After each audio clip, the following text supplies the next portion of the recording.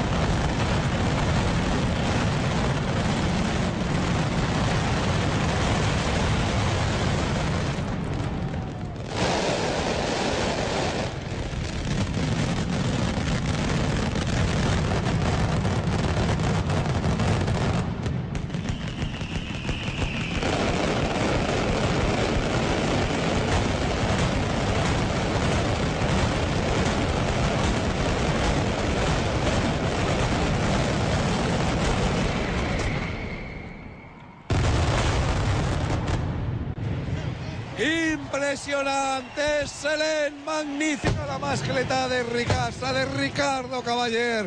Feliç, contente que està Ricardo Cavaller, el net d'eixe gran pirotècnic, que segur que des del cel arribarà la pólvora d'avui, del dia gran de València, de les falles del dia de Sant Josep. Quina mascletà, quina gran mascletà hem pogut veure avui així en la plaça de l'Ajuntament.